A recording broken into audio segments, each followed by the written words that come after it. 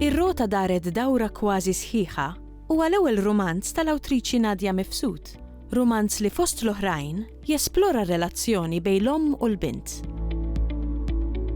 Ir-rota huwa l-istorja ta' omm u relazzjoni tagħha ma' żewġ tulieda li huma tnejn bniet, imma b'mod partikolari ma' bintha l-kbira Abigail. Hija relazzjoni daqsxejn ambigwa, hemm daqsxejn ta' konflitti minkejja l-imħabba estrema li din l-omm kellha lejn bintha Abigail. Abigail jiġri xi ħaġa fir-romanz li mhux ħanejt x'inhi biex min ikun irid jaqrah ikun jista' jaqrah, imma xi ħaġa li faċli tevita kieku l-omm kienet taf u kieku oħta żgħira tkellmet, Abigail ma kienx tispiċċa kif spiċċat. Dan romanz għandu storja xejn partikolari warajh. Xtaqt nikteb fuq l-idea ta' xi tfisser li tkun omm.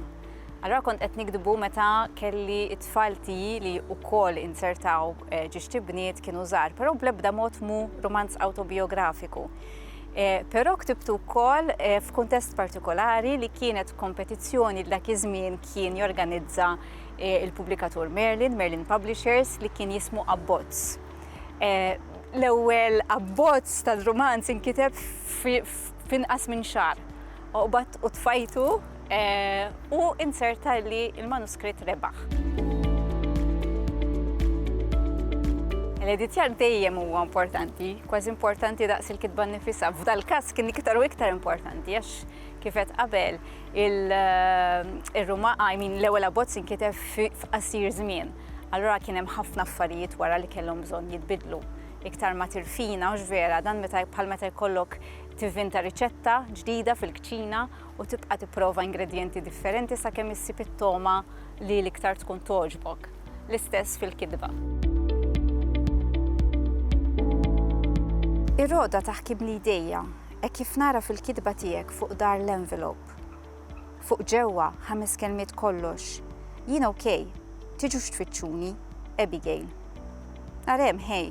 Xej, mank data, mank naqra spjegazzjoni, mank ħiel imqarġ kejken ta' fejn qiegħda, mank skużawni jekk inkwetajtkom, mank pa x'imkien, ma tarax. 5 kelmiet kollox, imħarbxin bil-ħatfa fuq biċċa karta bajda banali ġew envelop abjad banali u timbru tal-posta nofs kedda. Inutli l-ħars ċass jipprova jinfet l-ispazji ta' bejn il-kliem, jipprova jħaffer forsi jsib xi tifsira oħra moħbija fil-liwja tal-ittri. Ħalqi u moħħi xotti daqs klimek, possibbli tobodna daqstant. Naħseb li dejjem hemm u għandu jkun hemm rabta bejn il-letteratura u l-politika sa ċertu punt. Issa ċertu awturi jagħmluha b'mod iktar dirett forsi minni, imma meta tqis li f'pajjiżi fejn pereżempju jkun hemm dittatura, ħafna drabi l-ewwel nies jew fost l-ewwel nies li jispiċċaw f'periklu anke għal ħajjithom kultant jew inkella jispiċċaw il-ħabs ikunu l-kittieba. U naħseb li mhijiex kombinazzjoni din il-ħaġa. Ir-romanz ma jitkellimx fuq abort, imma l-kwistjoni ta' abort qiegħda preżenti. Jiġifieri mhijiex it-tema prinċipali imma huwa preżenti. Jiġifieri jista' jkun minn dak il-każ illi għaliex jiena naħseb li għad irid ikun hemm dialogu forsi ftit iktar miftuħ dwar din il-kwistjoni, xtaqt indaħħalha fir-romanz tiegħi.